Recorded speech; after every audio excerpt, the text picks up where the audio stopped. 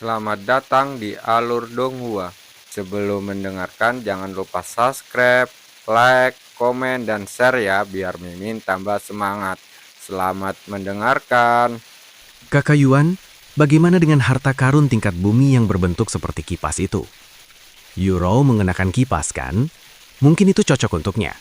Xiahua adalah orang pertama yang memberinya nasihat. Kipas itu ya?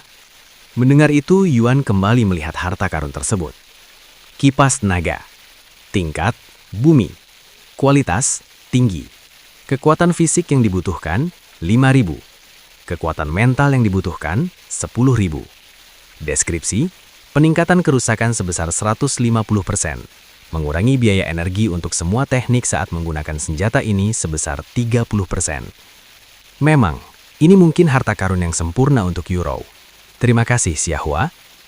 Lalu dia menoleh ke arah Long Yijun yang berdiri di pintu masuk dan berkata, "Pemimpin sekte, untuk pilihan pertama saya menginginkan kipas naga ini."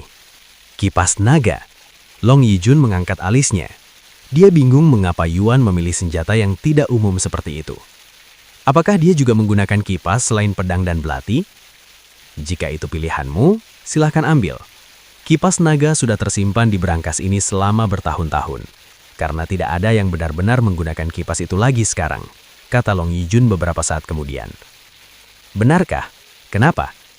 Yuan tak kuasa menahan diri untuk bertanya.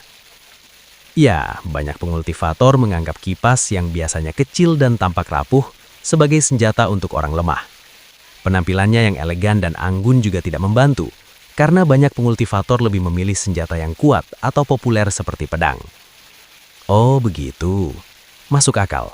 Tapi adikku suka kipas itu, jadi saya akan membelikannya untuknya. Kamu punya saudara perempuan?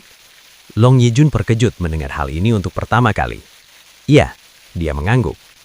Dia beruntung memiliki saudara laki-laki seperti kamu. Long Yijun tersenyum. Tidak, justru sebaliknya. Aku beruntung memiliki saudara perempuan yang perhatian seperti dia. Jika bukan karena dia, aku tidak akan berada di sini sekarang, kata Yuan dengan tenang. Begitukah? Long Yijun terdiam, dan dia bertanya-tanya orang seperti apa wanita itu. Bagaimanapun, saudara perempuan dari seorang jenius seperti itu, pastilah seorang jenius juga. Setelah mengambil harta karun pertama, Yuan terus melihat sekeliling. Bagaimana dengan Meishu? Harta karun seperti apa yang cocok untuknya? Yuan bertanya kepada para ahli. Asal tahunya, tak seorang pun dari mereka cukup mengenal Meishu. Tuan muda, kami tidak banyak tahu tentang Meishu. Anda pasti lebih tahu apa yang diinginkannya daripada kami, kata Feng Yuxiang kepadanya. Meskipun benar bahwa saya sudah mengenalnya sejak lama, sebenarnya saya tidak mengenalnya dengan baik, karena biasanya dia sangat pendiam dan tidak banyak bicara tentang keinginannya sendiri. Karena Meishu dilatih untuk menjadi seorang pelayan, jadi meskipun Yuan bertanya apa yang diinginkannya, dia mungkin tidak akan bisa menjawab. Apalagi sebagai seorang pelayan profesional, Meishu hanya diajari untuk merawat majikannya, bukan dirinya sendiri. Sepertinya saya harus melihat-lihat sekali lagi, gumam Yuan pada dirinya sendiri sambil berjalan mengelilingi berangkas ketiga kalinya. Yuan tiba-tiba berhenti di ujung ruangan ketika dia melihat sekilas merah di sudut matanya. Dia mendekati cahaya merah itu dan melihat sebuah cincin perak dengan kristal merah yang berada di dalam sebuah kotak kecil berwarna merah. Cincin rubi naga. Tingkat surga. Kualitas sedang. Deskripsi, meningkatkan kekuatan mental dan pertahanan mental pengguna sebesar 30%. Batas peningkatan 50.000. Pemimpin sekte, saya rasa saya ingin memilih cincin ini sebagai harta karun kedua saya. Kata Yuan kepadanya merasakan dorongan kuat untuk mengambil cincin yang dengan cara misterius telah dilewatkannya 2 kali. Oh, cincin rubi naga. Cincin ini akan sangat meningkatkan kekuatan mental dan pertahanan seseorang. Ini adalah harta karun yang luar biasa yang bahkan memiliki legenda di baliknya menurut ahli yang menilainya. Legenda?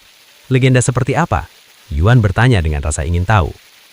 Konon, menurut legenda, kristal itu dulunya milik kerajaan klan naga tertentu. Dan kristal merah itu ditempa dengan setetes narah naga, sehingga berwarna merah meskipun jenis material itu tidak ada dalam warna merah. Oh, itu juga ditemukan oleh pendiri ketika beliau menjelajah ke dalam kuil naga. Bahkan sebagian besar harta karun ini ditemukan di dalam kuil naga, kata Long Yijun. Kuil naga. Antusiasme saya terhadap tempat itu jadi semakin tinggi, kata Yuan. Ya, nantikan saat kamu masuk 4 hari lagi, kata Long Yijun dengan senyum.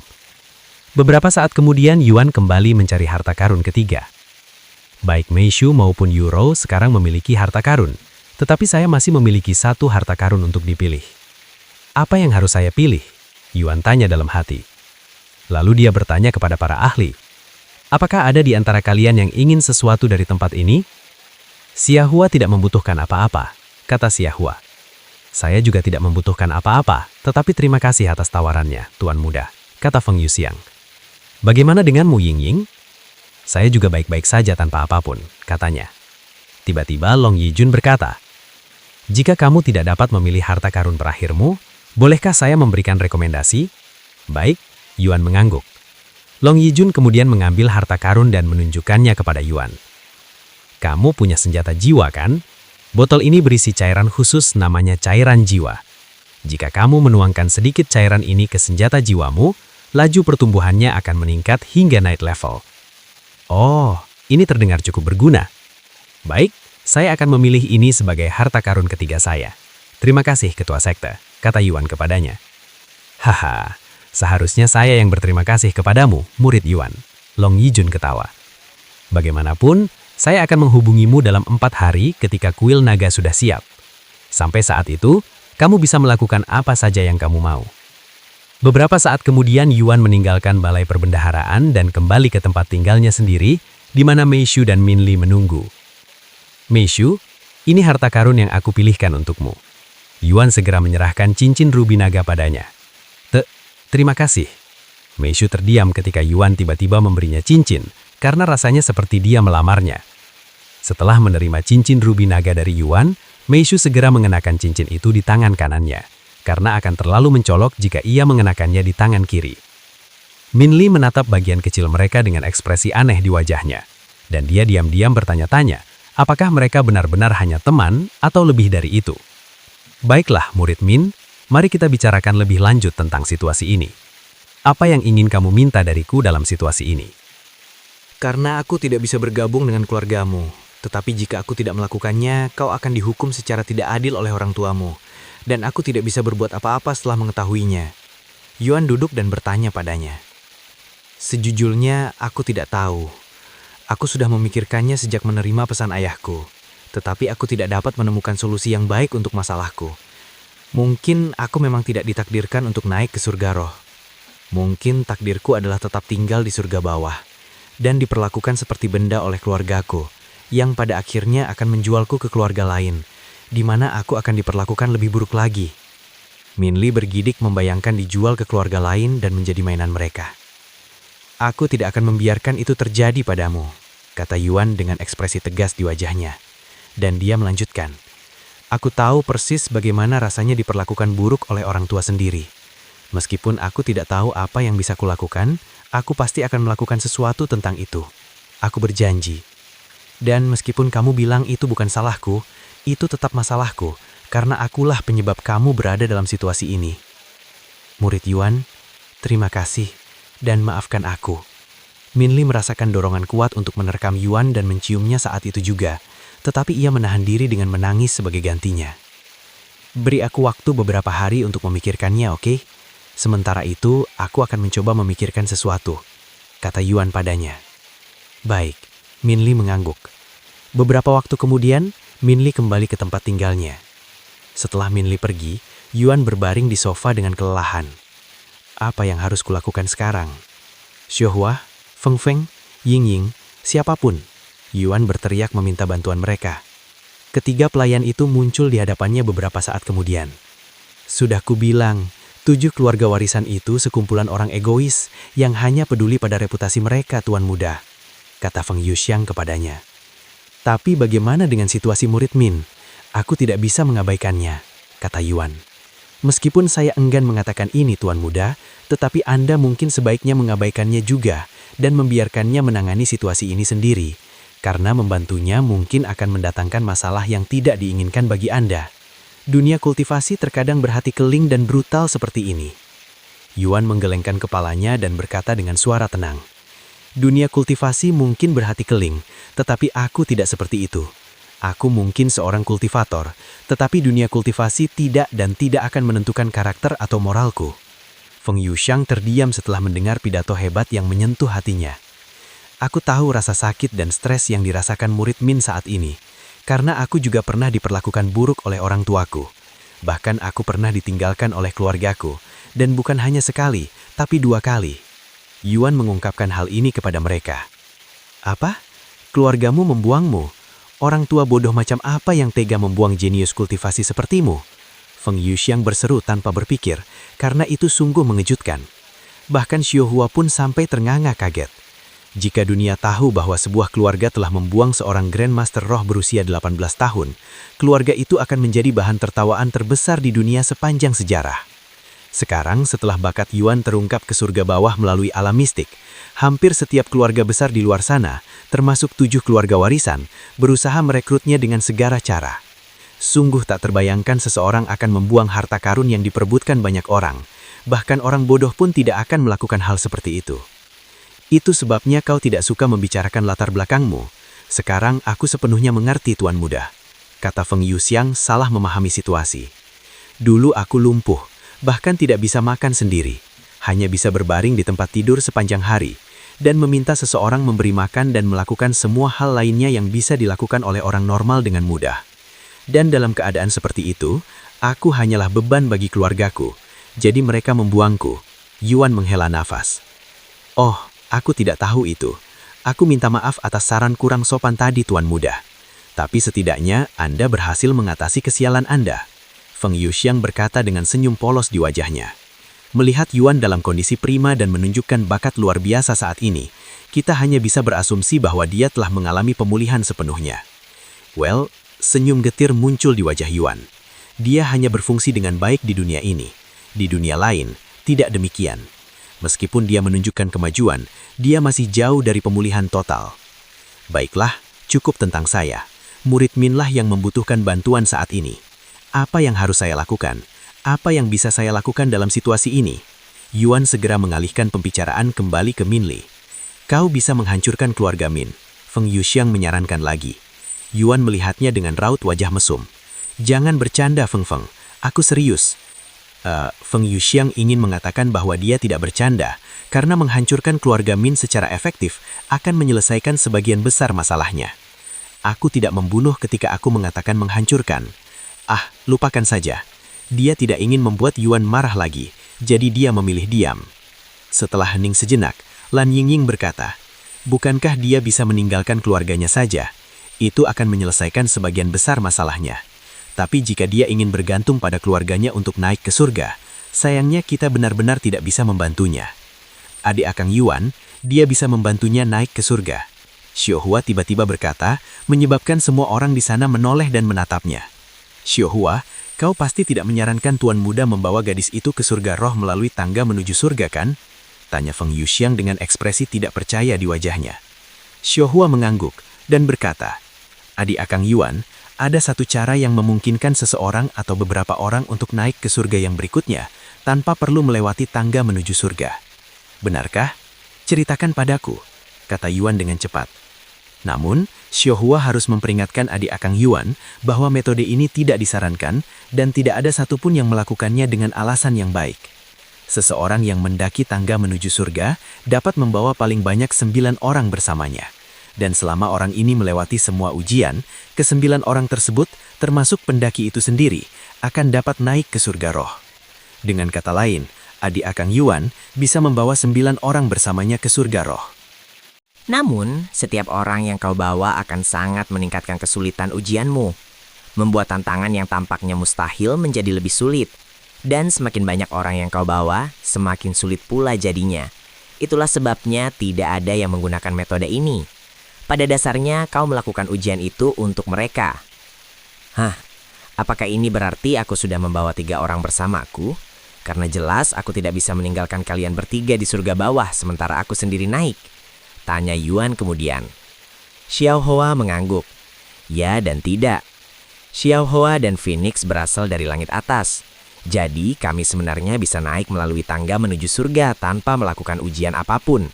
Tapi kami tetap tinggal di sini karena alasan kami sendiri. Bagaimana dengan Ying Ying? Dia lahir di alam mistik yang berada di surga bawah.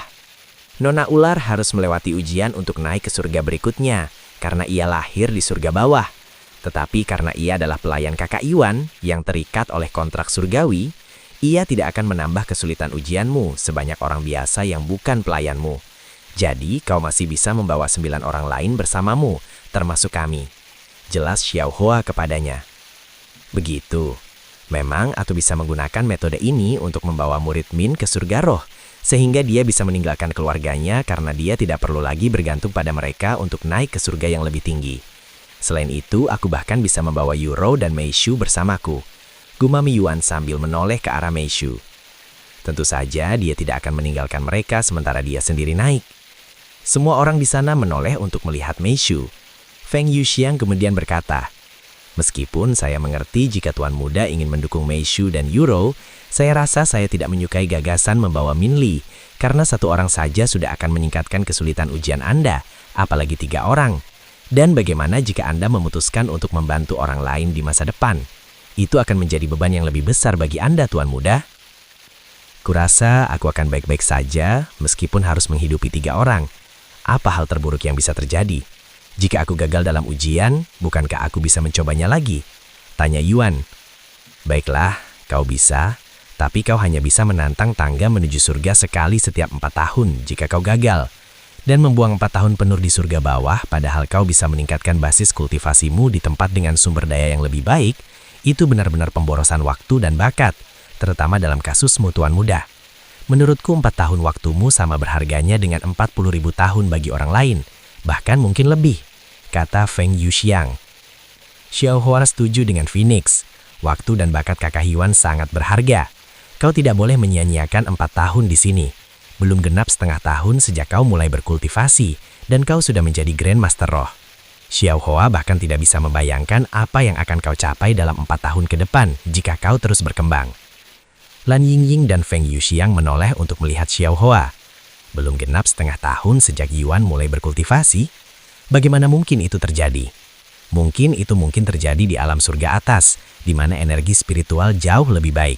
Tapi di alam surga bawah, pertumbuhan abnormal seperti itu seharusnya tidak mungkin terjadi. Lagi pula, jika aku gagal, ya sudahlah. Itu artinya aku tidak cukup baik dan aku memang tidak ditakdirkan untuk naik ke tingkatan yang lebih tinggi. Ini hanya 4 tahun dari hidupku. Namun jika murid Min gagal, seluruh hidupnya mungkin akan hancur, kata Yuan. Lalu dia menyadari sesuatu. Oh benar, bagaimana jika aku naik ke surga roh sendirian, lalu turun ke surga bawah seperti senior Nie, kemudian membawa orang-orang bersamaku ke surga roh dengan cara itu? Tanya Yuan. Itu mungkin tidak akan berhasil. Xiaohua menggelengkan kepalanya. Mengapa tidak? Karena untuk turun ke surga bawah atau turun dari surga manapun, seseorang harus mendapatkan izin dari penguasa surga tersebut. Dan itu bukanlah hal yang mudah didapat, terutama jika kamu baru saja memasuki surga roh, kata Feng Yuxiang kepadanya. Penguasa setiap surga? Seperti penguasa? Xiaohua mengangguk. Di setiap surga, selain surga bawah, ada penguasa benaran yang mengawasi seluruh dunia. Tanpa izinnya, kalian tidak akan bisa turun, dan bahkan jika mendapat izin, kalian harus memiliki sumber daya yang cukup untuk turun. Feng Yuxiang kemudian melanjutkan. Bayangkan begini, Tuan Muda. Raja Roh yang turun dari surga roh membutuhkan bantuan dari ke-7 Akademi Roh untuk membawa 3 orang bersamanya ke surga roh. Anda hanya bisa membayangkan betapa besarnya sumber daya yang dibutuhkan untuk membawa 1 orang saja, apalagi 3 orang. Jadi lebih mudah membawa mereka naik melalui metode pertama ya. Baiklah, aku sudah memutuskan. Aku akan membawa mereka naik bersamaku melalui tangga menuju surga. Yuan berbicara dengan suara tegas. Jika itu keputusan kakak Yuan, Xiaohua akan mendukungnya, kata Xiaohua kepadanya. Terima kasih Xiaohua. Aku akan pergi berbicara dengan murid Min sekarang dan melihat apa pendapatnya, kata Yuan sebelum keluar dan mengetuk pintunya. Tuan Muda benar-benar tidak egois ya. Jika itu kultivator lain, mereka tidak akan begitu murah hati. Kapan terakhir kali seseorang menawarkan bantuan kepada orang lain untuk melewati tangga surga? Aku bahkan tidak ingat. Feng Yuxiang menghela nafas. Kadang-kadang aku merasa Tuan Muda terlalu baik. Nanti akan lebih berat baginya jika semuanya menimpanya. Xiaohua tidak akan membiarkan itu terjadi. kata Xiao Hua tiba-tiba. Feng Yuxiang menatap Xiao Hua dan berkata, "Aku tidak bermaksud menyinggung Anda, tetapi meskipun Anda seorang Raja Roh, Anda hanya tak terkalahkan di surga bawah, dan mungkin bahkan di surga roh. Namun di atas itu, Anda tidak akan bisa berbuat apa-apa untuk membantunya jika ia mengalami kesulitan. Bahkan Tuan Muda akan dengan mudah melampaui kita." Xiao Hua terdiam sebentar baru berbicara dengan suara tenang. Xiao Hua memiliki caranya sendiri untuk melindungi kakak Yuan meskipun kita pergi ke surga atas. Kini giliran Feng Yuxiang terdiam. Setelah dipikir-pikir, dia sama sekali tidak tahu tentang latar belakang Xiao Hua atau bagaimana dia bisa tetap di alam bawah, meskipun dia adalah seorang Raja Roh. Baiklah, selama Tuan Muda membantu saya melemahkan kutukan itu, saya akan bisa mendapatkan kekuatan saya yang tersegel. Jadi saya akan bisa melindunginya di masa depan, meskipun kita berada di surga atas. Feng Yuxiang berkata dengan suara penuh keangkuhan, hampir seperti sedang membangga kepada Xiao Hua bahwa dia yakin bisa melindungi Yuan. Xiao Hua menatapnya dengan tenang, lalu tiba-tiba bertanya, "Apa yang akan terjadi jika kau memulihkan basis kultivasimu sekarang saat kita berada di surga bawah? Apakah kau akan dipaksa kembali ke surga atas?" Feng Yuxiang kembali terdiam karena ia tidak pernah memikirkan hal ini sampai Xiao Hua menyebutkannya. Akan menjadi buruk jika dia memulihkan basis kultivasinya sementara Yuan masih berada di surga bawah, karena itu berarti dia harus berpisah darinya. Mungkin sebaiknya aku tidak terlalu banyak meminum darahnya sampai dia naik ke surga untuk berjaga-jaga, gumamnya. Tentu saja Lan Yingying benar-benar bingung dengan situasi tersebut, karena dia tidak cukup mengenal Feng Yuxiang atau Xiao Hua untuk ikut dalam percakapan, dan merasa sedikit tersisih. Sementara itu di luar tempat tinggal Min Li, Yuan mengetuk pintinya. "Murid Yuan, ada apa?" Min Li mengangkat alisnya karena dia tidak menyangka akan bertemu dengannya lagi secepat ini. "Saya punya solusi untuk masalah Anda," katanya cepat. "Benarkah? Kumohon, katakan padaku." Mata Min Li berkedip penuh harap. "Kurasa kau sebaiknya meninggalkan keluarga itu." Yuan mengatakannya terus terang dan tanpa bertele-tele. "Hah?" Mata Min Li langsung membelalak. "Kau ingin aku meninggalkan keluarga Min? Jika aku melakukan itu, aku tidak akan bisa naik ke surga ruh. Setidaknya itu adalah kesempatan terbaikku untuk melakukannya," katanya. "Tidak apa-apa, kamu bisa mengandalkan aku," kata Yuan kemudian, yang semakin membuat gadis itu terkejut. "Apa maksudmu?" tanyanya. "Aku akan membantumu naik ke surga ruh," jawabnya cepat. "Bagaimana?" gumamnya dengan suara linglung. "Aku akan membawamu bersamaku menyusuri tangga menuju surga," katanya. "Kau akan membawaku? Tapi bukankah itu akan membuat cobaanmu jauh lebih sulit? Apa kau yakin ingin membawaku bersamamu?" tanya Min Li. Yuan mengangguk. "Ya, aku tidak keberatan. Ini satu-satunya solusi yang bisa kupikirkan untuk membantu situasimu. Aku tidak bisa bergabung dengan keluarga Min, jadi keluargamu pasti akan menghukummu karenanya, yang berarti peluangmu untuk naik ke surga ruh mungkin 0. Namun jika kau meninggalkan keluarga itu, kau akan memiliki peluang lebih besar untuk naik bersamaku. Aku tidak bisa menjanjikan bahwa kita pasti akan berhasil naik, tetapi aku pasti akan berusaha sebaik mungkin untuk membawa kita semua ke surga ruh." "Kita semua? Apakah ada orang lain yang akan ikut bersama kita?" "Ya, aku juga ingin membawa adikku dan Meishu bersamaku ke surga ruh." Yuan mengangguk. "Itu 3 orang. Apa kau yakin bisa membawa kami semua melewati tangga menuju surga? Aku tahu kau sangat berbakat, tapi 3 orang..." Min Li tiba-tiba berhenti di situ dan terdiam. Dengan kecepatan seperti ini, dia tidak hanya tidak akan mampu menaiki tingkatan yang lebih tinggi, tetapi kemungkinan besar dia akan diusir dari keluarga jika tidak dijual ke keluarga lain. Jadi pilihan terbaik jelas adalah mengandalkan Yuan yang saat ini disebut sebagai jenius nomor 1 di surga bawah oleh banyak orang. Selain itu, setidaknya dia akan memiliki kesempatan untuk naik ke surga ruh jika bersama pria itu. Jika dia tetap bersama keluarganya, dia mungkin bahkan tidak akan bertahan hidup beberapa tahun ke depan. "Aku tidak ingin menjadi beban bagimu," gumamnya pelan. Meskipun dia sangat ingin bergantung padanya, dia memiliki harga diri sendiri, dan sepenuhnya bergantung pada seseorang untuk mencapai kesuksesan adalah hal yang sulit untuk diterima. Meskipun dia bergantung pada keluarganya, setidaknya dia harus bekerja keras untuk mendapatkannya. "Bagaimana kalau seperti ini, murid Yuan? Aku akan mencoba menaklukkan tangga menuju surga terlebih dahulu, dan jika aku gagal, aku akan mengandalkanmu pada saat itu." Min Li tiba-tiba menyarankan. "Setidaknya saya bisa mengatakan bahwa saya sudah mencoba," tambahnya. Yuan mengangguk. "Kedengarannya bagus." Min Li mengangkat kepalanya dan menatap langit biru yang cerah. Saya tidak menyangka akan meninggalkan keluarga Min dengan cara seperti ini, disahnya. Beberapa waktu kemudian dia bertanya kepada Yuan, "Kapan kau berencana untuk menantang tangga menuju surga?" Jujur saya tidak tahu pasti, tapi mungkin baru akan terjadi beberapa bulan ke depan. Maaf jika itu terlalu lama. Hanya beberapa bulan? Itu cepat sekali. Min Li seru membuat Yuan terkejut. Cepat? Beberapa bulan itu cepat? Tanya Yuan padanya. Tentu saja, aku mengharapkan setidaknya beberapa tahun, kata Min Li cepat. Beberapa tahun? Itu terlalu lama, seru Yuan. Aku bahkan tidak akan menjadi Master Spirit dalam beberapa bulan lagi. Aku tidak bisa menantang tangga menuju surga dengan tingkat kultivasi serendah ini. Itu sama saja bunuh diri, katanya kepadanya. Yuan merenung. Sepertinya pada akhirnya kau harus mengandalkan aku saja, dia terkekah. Tidak apa-apa, tidak ada yang perlu kau malukan, akan ada saat-saat di mana kau membutuhkan bantuan seseorang, apapun situasimu. Min Li menghela napas setelah mendengar kata-katanya. Baiklah, kurasa aku akan mengetahuinya saat kau benar-benar akan menantang tangga menuju surga.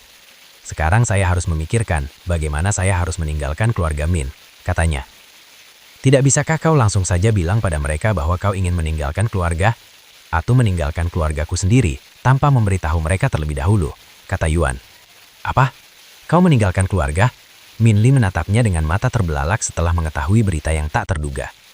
Yuan mengangguk dan berkata, "Well, mereka akan memutuskan hubungan denganku, dan aku hanya memutuskan untuk pergi sebelum itu terjadi." Kenapa kau meninggalkan keluargamu, kalau kau tidak keberatan aku bertanya? Sederhana saja, aku sudah tidak berguna lagi bagi mereka, jadi mereka membuangku. Keluarga kami mirip dalam hal hanya menerima kesempurnaan. Jika aku melakukan kesalahan selama kompetisi, meskipun aku memenangkan kompetisi, aku akan dimarahi dan dihukum karenanya. Dan sekarang karena aku sudah tidak berguna lagi bagi mereka, mereka memutuskan untuk membuangku. Aku turut bersedih mendengar hal itu, kata Min Li kepadanya. Jangan minta maaf, ini bukan salahmu. Namun meskipun aku ingin meninggalkan keluarga, itu tidak semudah yang kedengaran. Sebagai anggota 7 keluarga warisan, aku tidak bisa begitu saja meninggalkan keluarga tanpa izin. Dan bagian besar orang yang ingin meninggalkan keluarga harus mengalami penurunan tingkat kultivasi terlebih dahulu sebelum diizinkan pergi, kata Min Li. Dan dia melanjutkan, jika saya pergi tanpa izin mereka, saya akan menjadi pembelotan, dan mereka akan memburu saya dan membunuh saya. Apa-apaan ini? Kata Yuan dengan suara terkejut. Mereka akan membunuhmu hanya karena meninggalkan keluarga tanpa izin. Bagaimana itu bisa dibiarkan? Kata Yuan. Jika kau sudah cukup kuat, segalanya diperbolehkan. Suara Feng Yuxiang tiba-tiba terdengar di belakangnya. Hukum manusia fana tidak berlaku bagi yang kuat. Lanjutnya. Kau siapa? Min Li terkejut dengan kemunculan Feng Yuxiang yang tiba-tiba, yang belum pernah dilihatnya sebelumnya. Saya adalah pelayan Tuan Muda, jawabnya dengan bangga. Pelayan? Gumam Min Li dengan suara linglung. Ngomong-ngomong, saya punya saran Tuan Muda, kata Feng Yuxiang. Kau tidak akan menyuruhku menghancurkan keluarganya agar dia bisa pergi dengan selamat, kan? Yuan menatapnya dengan mata menyipit. Tentu saja tidak. Feng Yuxiang tertawa dengan senyum kaku di wajahnya. Saya tadinya mau mengatakan, jika Tuan Muda datang ke rumah mereka dan menuntut agar mereka menyerahkan gadis muda ini, mereka mungkin akan menyerahkannya tanpa kesulitan. Apa? Sesederhana itu? Benarkah akan berhasil? Tanya Yuan meragukan saran wanita itu dan sama sekali tidak memahami makna di balik kata-katanya. Feng Yuxiang mengangguk. Kamu hanya perlu bertindak sedikit agresif dan mendominasi. Tidak akan ada kekerasan jika kamu melakukannya dengan benar. Begitu. Kedengarannya memang ide yang bagus. Yuan mengangguk. Tunggu. Namun Min Li menyadari apa yang Feng Yuxiang sarankan kepada Yuan dan langsung tersisuk malu. Jangan khawatir murid Min. Aku akan berusaha sebaik mungkin untuk meyakinkanmu agar mengizinkanmu meninggalkan keluarga, kata Yuan padanya. Min Li menyerah dan berkata, kapan kamu bisa melakukannya? Mereka akan terus meminta kabar terbaru sampai aku merekrutmu. Bisakah kau menahan mereka? Aku harus memasuki kuil naga dalam beberapa hari lagi, jadi aku tidak bisa pergi terlalu jauh, kata Yuan. Mengulur waktu mereka, tapi bagaimana caranya? Min Li tiba-tiba menyadari sesuatu dan bergumam. Tunggu sebentar, aku bisa saja memberitahu mereka bahwa kau telah memasuki kultivasi tertutup dan aku tidak bisa berbicara denganmu sampai kau selesai. Ini seharusnya membuat mereka berhenti menggangguku untuk sementara waktu, karena mereka akan berasumsi bahwa keluarga lain juga tidak akan bisa mendekatimu. Kultivasi tertutup. Yuan mengangkat alisnya. Itu terjadi ketika seseorang mengasingkan diri untuk mempersiapkan terobosan besar atau ketika seseorang hanya ingin fokus pada kultivasi. Ini adalah aturan tak tertulis di dunia kultivasi bahwa seseorang tidak boleh mengganggu orang lain yang sedang melakukan kultivasi tertutup, hampir seperti sebuah tabu. Jelas Feng Yuxiang kepadanya. Begitu, aku akan segera memasuki kuil naga dan kemungkinan besar aku tidak akan bisa berbicara dengan siapapun selama berada di dalam. Jadi kau bisa memberitahu mereka bahwa aku sedang melakukan kultivasi tertutup. Baiklah, aku akan memberitahu mereka nanti. Min Li mengangguk. Beberapa waktu kemudian, sebelum Yuan kembali ke tempat tinggalnya, Min Li membungkuk kepada Yuan. Terima kasih atas segalanya, murid Yuan. Aku pasti akan membalas budimu di masa depan. Jangan khawatir, aku akan selalu bersedia membantu sesama teman, kata Yuan. Seorang teman, gumam Min Li pada dirinya sendiri sambil memperhatikan Yuan kembali ke rumahnya. Saat hari hampir berakhir, Min Li mengirim pesan kepada keluarganya dan memberitahu mereka tentang kultivasi tertutup Yuan. Meskipun keluarganya awalnya tidak senang dengan hal itu, mereka tidak sepenuhnya tidak masuk akal dan tidak meminta Min Li untuk mengganggu kultivasi tertutup Yuan untuk merekrutnya, karena itu pasti akan memberikan efek sebaliknya. Oleh karena itu, mereka dengan berat hati menerima situasi itu dan berkata kepadanya, hanya karena dia sedang kultivasi tertutup bukan berarti kamu bisa bermalas-malasan. Manfaatkan waktu ini untuk mempersiapkan diri dan memikirkan apa yang perlu kamu katakan kepadanya. Jika kamu tidak bisa memikirkan apapun untuk dikatakan, biarkan saja bahasa tubuhmu yang berbicara. Dia adalah jenius kultivasi, tapi dia juga seorang pria. Kamu diberkati dengan parasmu cantik ibu, jadi manfaatkan dengan sebaik mungkin. Ya ayah, jawab Min Li dengan ekspresi tenang di wajahnya.